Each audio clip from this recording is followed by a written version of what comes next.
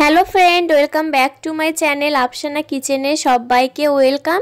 তো চলে এসেছি নতুন একটা রেসিপি নিয়ে। তো আজকে করেছিলাম লাউ শাক। তো আমি কিভাবে করছি ভিডিওটা প্রথম থেকে শেষ পর্যন্ত দেখবেন। আর আশা করছি এইভাবে কেউ লাউ শাক রান্না করে খাননি, তো আমার এই রেসিপিটা ফলো করতে পারেন। আর অবশ্যই বাড়িতে একবার তৈরি করে দেখতে পারেন, খেতে খুব ভালো হবে। তো এখানে আমি বেসন নিয়েছি, আর বেসনটা আমি আগে থেকে 10 মিনিট আগে ভালো করে ফাটিয়ে নিয়েছি। তো লবণ বা অথবা কোনো মশলা আমি দিইনি, শুধু সাদা বেসনটা আমি ফাটিয়ে রেখে দিয়েছিলাম। তো চেষ্টা করবেন 10 মিনিট মতো ফাটিয়ে রেখে দেওয়া, তাহলে কিন্তু ভালোভাবে ফুলে যাবে। তো এখন কড়াই বসিয়ে দিয়েছি আর দিয়ে দিয়েছি সাদা তেল। তো তেলটা গরম হয়ে গেছে, এখন আমি ছোট্ট ছোট্ট করে দিয়ে দিচ্ছি। তো এটা ফুলুরি যাকে বলে, ঠিক সেটা। তো এটা আমার এই লাউ শাকটাতে লাগবে। আশা করছি এইভাবে কেউ আগে রান্না করে খাননি। তো আমি সবগুলো একে একে দিয়ে দিলাম, আর চেষ্টা করবেন লো ফ্লেমে ভেজে নেওয়ার, তা না হলে কিন্তু উপরটা লাল লাল হয়ে যাবে আর ভিতরটা কাঁচা থাকবে। আর এই ফুলুরিটা কিন্তু কাঁচা থাকলে হবে না, যেন ভিতরটাও মুচমুচে থাকে। তো আমার একদিকটা ভেজে নেওয়া হয়ে গেছে, এখন আমি উল্টে দিলাম। আর আমার লাল লাল করে পুরো ভেজে নেওয়া হয়ে গেছে, আর এখন আমি তুলে নেব। তো তেলে দেওয়ার পর কতটা ফুলে গেছে সেটা আপনারা দেখে বুঝতেই পারছেন। তো এখন আমি সবগুলো তেল থেকে উঠিয়ে নিলাম। আর এইদিকে আমার লাগবে সাদা তিল আর পোস্ত। তো সাদা তিল আর পোস্তটা এখন আমি বেটে নেব। তো আপনারা চাইলে মিক্সিং জারে বেটে নিতে পারেন, তো আমি শিলনোড়াতে বেটে নিয়েছি। আর এইদিকে আমি গ্রাইন্ডার নিয়ে নিয়েছি।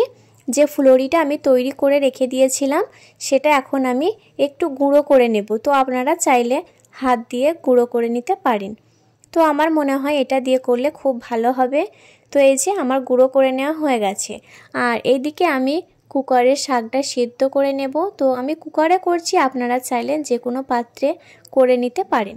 তো প্রথমে আমি শাকটাকে ভালো করে ধুয়ে পরিষ্কার করে পানি ঝরাতে রেখে দিয়েছিলাম।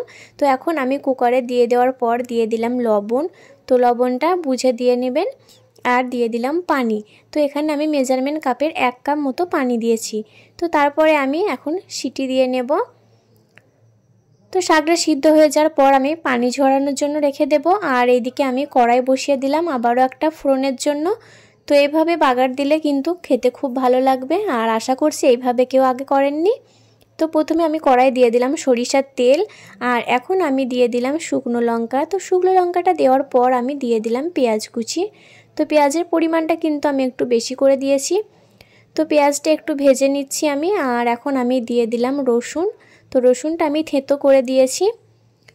তো রসুনটা আর পেঁয়াজটা দিয়ে আমি কিন্তু ভালো করে ভেজে নিয়েছি, যাতে রসুনের গন্ধটা না থাকে। আর পেঁয়াজটাও কিন্তু লাল লাল হয়ে গেছে।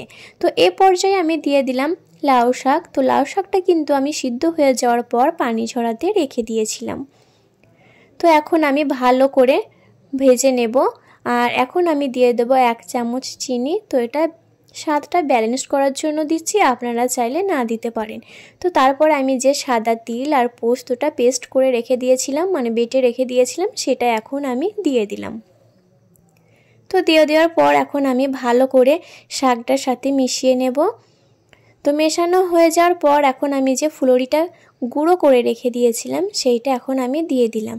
তো বিশ্বাস করুন, এইভাবে একবার হলো বাড়িতে তৈরি করে দেখতে পারেন, খেতে কিন্তু দারুণ টেস্ট হবে। তো দেওয়ার পর এখন আমি ভালো করে ভেজে নিয়েছি। তো দেখুন দেখতে কতটা লোভনীয় আর সুন্দর লাগছে। তো এটা কিন্তু ঝরঝরে করে ভেজে নেবেন, যেন কোনো পানি না থাকে, তাহলে কিন্তু খেতে ভালো হবে না। আর শেষে কিন্তু আপনারা বুঝতে পারবেন যে আমার কিন্তু লাউ শাকটা কতটা ঝরঝরে হয়েছে। তো আমার রান্নাটা কমপ্লিট হয়ে গেছে। যদি ভিডিওটা ভালো লেগে থাকে অবশ্যই লাইক করবেন। যারা নতুন তারা ইউটিউব থেকে দেখলে সাবস্ক্রাইব করবেন, ফেসবুক থেকে দেখলে ফলো করবেন। ভালো থাকবেন সবাই, আল্লাহ হাফিজ।